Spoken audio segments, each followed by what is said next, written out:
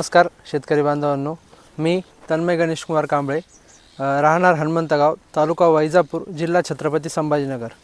मी एक युवा शेतकरी असून माझ्याकडे ही बघताय तुम्ही डाळिंबाची बाग आहे, तसेच माझ्याकडे पेरूची बाग देखील आहे, तसेच अद्रक आहे, तसेच काकडीची पण मी शेती करतो।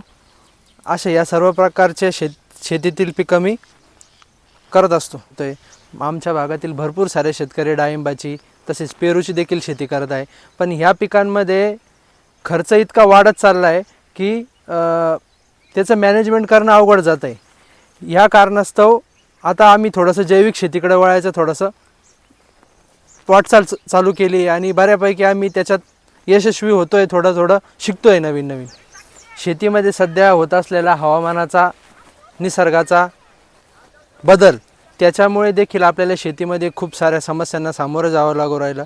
त्याचप्रमाणे रासायनिक खते खूप त्याचे भाव वाढलेले आहेत, ते आणणं आणि टाकणं खूप अवघड झालेलं आहे आणि ते कसं बनवलं जातं, काय बनवलं जातं, काय रसायन वापरतात आपल्याला काहीच माहीत नसतं, तरी पण आपण वेड्यासारखं 5-5 हजारच्या किट आणून इथं टाकतोय। त्याचा उपयोग होतोय न होतोय आपण काहीच त्याच्याकडे लक्ष देत नाही, आपण घेतोय आणि टाकतोय। त्याच्यामुळे आपल्याला रासायनिक शेतीकडून थोडंसं जैविक शेतीकडे वळणं मला असं वाटतं गरजेचं आहे सर्व शेतकरी बांधवांनी, कारण की त्याचे रिझल्ट्स आपल्याला डोळ्यांनी दिसतात। त्यात जीवाणू मल्टिप्लाय होत आहे, त्याच्यातून आपण ते शेतात टाकतोय तिथं ते दिसतं स्वतः, पण रासायनिक शेतीमध्ये तसं काहीच होत नाही। आपण सगळं डोळ्यावर पट्टी बांधून काम करत आहोत असं तरी मला वाटतं। मी आधी रासायनिक शेती करत होतो, पण त्याला फाटा देऊन मी आता जैविककडे वळलं असल्या कारणाने मला त्याचे रिझल्ट्स बघायला भेटतात। हे ठिकाणी जो आपल्याला जो डाळिंब दिसतोय याच्यातला मी 60% मोठा जो माल आहे 300 ग्राम 350 ग्रामचा तो हार्वेस्ट केला आहे। आता हा छोटा 100, 150, 200 ग्रामपर्यंतचा माल शिल्लक आहे। तर मला खूप चांगले रिझल्ट्स जैविक शेतीतून मिळालेले। आपल्याला मातीचा पोत आणि पाण्याचं नियोजन हे देखील खूप महत्त्वाचं आहे। याच्यामध्ये मी सध्या आता मातीवर काम करायचं सगळ्यात जास्त ठरवलेलं आहे। त्याच्यामध्ये मी आता जीवामृतचा या ठिकाणी बागेसाठी वापर करत आहे। तसंच हे जुनं जे काढलेलं गवत होतं तेच मी इथं कंपोस्ट केलेलं आहे बेडवरती। आणि या ठिकाणी माती तुम्ही बघू शकता एकदम भुसभुशीत आहे, अजिबात कडक माती नाही, हाताने आपण अशी भुरभुरी माती आहे, कारण की जीवामृतचा वापर केला जातो, बॅक्टेरियांचा वापर केला जातो। डाळिंबाचा पाणी नियोजन मी माझ्या जमिनीनुसार, माझी थोडीशी खडकाळ व काळी जमीन आहे, तर उन्हाळ्यात मला 3 दिवसाला 2 दिवसाला पाणी द्यावं लागतं, तर पावसाळ्यात 8 दिवसाला असं मी पाण्याचं नियोजन करतो आणि त्यावेळेस जीवामृत स्लरी वगैरे हे सोडत असतो। या ठिकाणी डाळिंबामध्ये प्रामुख्याने खूप साऱ्या बुरशीजन्य रोगांचा प्रादुर्भाव या वातावरणाच्या बदलामुळं आपल्याला दिसून येतो। त्यासाठी मी नुसतं फवारण्यांवरच लक्ष न देता जमिनीच्या ऑर्गॅनिक मॅटरवर, ऑर्गॅनिक कल्चरवर पण भर देतो। त्यातून त्याला वरती सहनशक्ती भेटते। खालून जर आपली मुळी तंदुरुस्त असेल तर झाड पण वरती आपण केलेल्या फवारण्यांचा चांगला रिझल्ट घेतो। जर खालीच मुळी खराब असेल तर फवारण्यांचा किती पण फवारण्या केल्या तर मला असं वाटतं की रिझल्ट येत नाही। एवढ्या मोठ्या प्रमाणात डाळिंब शेती, इतर शेती करायच्या असतील तर आपल्याला खर्च खूप मोठ्या प्रमाणात लागतो व तो खर्च आपण बरोबर ठिकाणी करतोय का नाही, एवढी आपल्याकडं आज काय संशोधन नाही की शेतकऱ्याकडे एवढं काय संशोधन नाही का आपण बरोबर करतोय का चुकीचं करतोय। पण याच्यातूनच मी फाटा देऊन जीवामृत आणि बॅक्टेरिया बेस शेती करण्यासाठी मी सध्या वाटचाल करत आहे। त्याच अनुषंगाने मी या ठिकाणी स्लरी प्लांट, जीवामृत स्लरी प्लांट खरेदी केलेला आहे आणि त्याचे मला भरपूर असे रिझल्ट्स मिळत आहे। कारण की आपण जैविक शेतीकडे जरी गेलो तरी शेणखत 1 ट्रॉली आणायचं म्हटलं तर आपल्याला 5-6 हजार रुपये लागतात आणि 1 ट्रॉली कुठं पुरणार आहे। तर त्याचा मी नियोजन करण्यासाठी मी स्लरी प्लांट घेतलेला आहे। त्याच्यामध्ये 10 किलो शेणामध्ये 1 एकराला सफिशियंट होऊन जातं।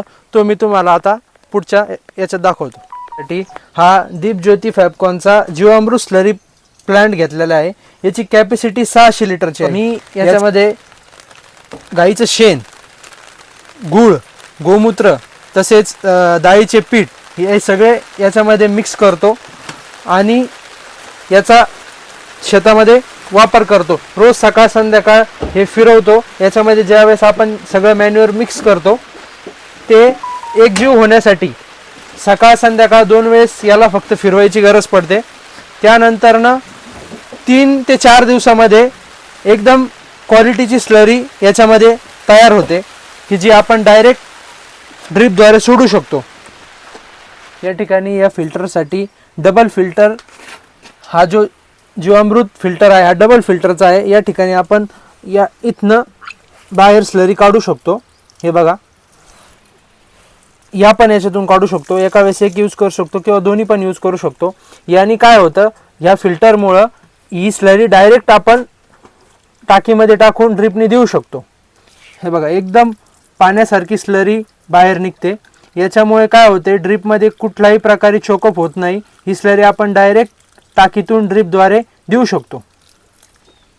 हा प्लांट 600 लिटर खाली होण्यासाठी अर्धा तासामध्ये हा पूर्णतः आपण दुसरीकडे शिफ्ट करून घेतो आणि त्यानंतर राहिलेला साफ करण्यासाठी खूप सोपी पद्धत या स्लरी प्लांटमध्ये दिली गेलेली आहे, फिल्टरमध्ये दिली गेलेली आहे। फक्त पाणी टाकायचं आणि हा वॉल खोलला की संपूर्ण आतलं जे मॅन्युअर जे शिल्लक आहे ते खाली येऊन जातं आणि पूर्ण स्लरी प्लांट क्लिअर साफ होतो आणि नेक्स्ट यूजसाठी लगेच तयार होतो। या प्लांटमध्ये सर्वात महत्त्वाचं बेनिफिट आपल्याला असं राहतं की आपण 400 लिटर तयार केला, 500 लिटर तयार केला, तेवढा आपल्याला बाहेर त्याचा आउटपुट भेटतो आणि साफ करण्यासाठी मेंटेनन्स खूप कमी आहे। त्याच्यामुळे शेतकऱ्याचं वेळ पण वाचतो आणि फास्ट पण होतं। हा स्लरी प्लांटची सगळ्यात महत्त्वाची खासियत म्हणजे याचं जे क्वालिटी आहे बनवण्याची, याचं जे टाकीचं जे मटेरियल वापरलेलं आहे, तसेच लोखंड देखील पण खूप चांगलं वापरलेलं आहे। मला तरी असं वाटतं का हा स्लरी प्लांट कमीत कमी 25 वर्ष तरी आरामशीर मला टिकेल। याचं वापरायची पद्धत देखील खूप सोपी आहे। इथून मी दुसऱ्या शेतात न्यायचं म्हटलं तरी याला खाली चाकं दिलेले आहेत, हे मी गाडा लुटून घेऊन जाऊ शकतो।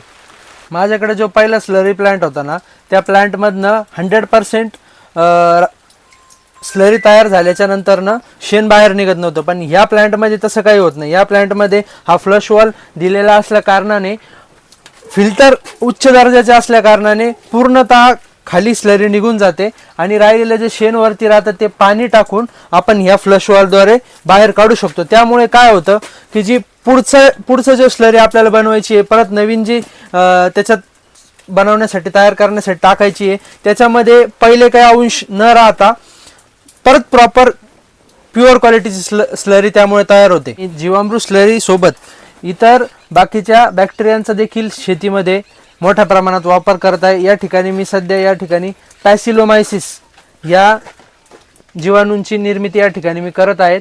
हे मला अद्रक पिकासाठी सोडायचं आहे।